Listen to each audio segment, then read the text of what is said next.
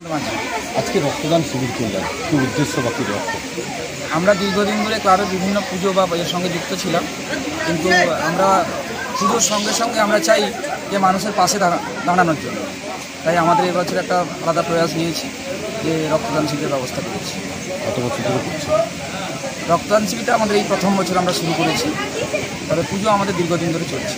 উৎসব, অন্যান্য উৎসবগুলো হতো, রক্তদান শিবির এবারে আমাদের প্রথম শুরু করেছি। এই রক্তদান শিবিরে কতজন রক্তদাতা রক্ত দিলেন, মহিলা এবং এখনও পর্যন্ত 46 জন রক্তদান করেছে অলরেডি, আরও বহুজন আসছে। মানে মানুষের ঢল নেমেছে। কোন ব্লাড ব্যাংকের সহযোগিতা আজকে এই রক্তদান শিবির? আমরা আজকে আমাদের পার্শ্ববর্তী যে এগরা ব্লাড ব্যাংক রয়েছে তার সহযোগিতা আমরা পেয়েছি। কি বার্তা দিচ্ছেন এই রক্তদান শিবির করে এলাকাবাসীদের? এলাকাবাসীদের আমরা সচেতনভাবে এটা জানাতে চাইছি যে এটা হচ্ছে রক্ত হচ্ছে একটা অমূল্য সম্পদ। আমরা এটা যে গ্রীষ্মের দাবদাহ চলছে, আমরা জানি যে এই সময়টা রক্তের খুবই সংকট দেখা দেয়।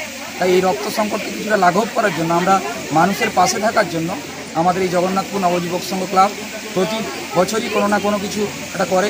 এবছরও আমরা একটা নতুন উদ্যোগ নিয়েছি যে যাতে মানুষজনকে সচেতনভাবে মানুষের পাশে দাঁড়াতে পারি, সেই উদ্যোগটা আমরা নিয়েছি। আগামী দিনে কী চিন্তা হবে? আগামী দিনে আমরা প্রত্যেকের যদি সহযোগিতা পাই, বা আপনাদের মাধ্যম দিয়ে এটাই জানাতে চাই, যদি আমরা এলাকাবাসীর সহযোগিতা পাই তাহলে আমরা মানুষের বিপদের দিনে যে কোনো মুহূর্তে আমরা তাদের পাশে দাঁড়াতে চাই। এই পুজো, রক্তদান শিবির এবং আরও কী কী কর্মসূচি আমরা রাখি? মানে এবছর যেটা আমাদের 2025 সালে যেটা হলো, আমাদের শিশুদের নীল সরতী মায়ের পুজো ছিল প্রথম দিন। দ্বিতীয় দিন আমাদের অষ্টম প্রহর নামযজ্ঞ ছিল। গতকাল আমাদের প্রায় 10,000 লোকের নরনারায়ণ সেবা ছিল, তার কাজও শেষ হয়েছে। রাতে অর্কেস্ট্রা ছিল। এবং এবারে আমাদের একটা নতুন প্রয়াস ছিল, 108 মূর্তি গৌরাঙ্গ প্রভু মহাপ্রভুর আগমন ছিল হরিহাট, যেটা আমাদের এই এলাকাতে খুবই কম হয়েছে। এটাও আমাদের এই ক্লাবের এই প্রথম উদ্যোগ। এছাড়াও আজকে তো এখন চলছে আমাদের স্বেচ্ছায় রক্তদান শিবির। এছাড়াও একটা আলাদা প্রয়াস আমরা নিয়েছি।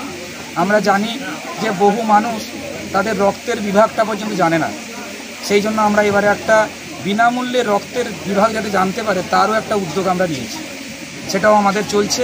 এবং সঙ্গে আজকে সন্ধ্যায় রয়েছে আমাদের পুরস্কার বিতরণী সভা, এবং রাতে রয়েছে কলকাতার বাবাই চক্রবর্তী নাইট রয়েছে।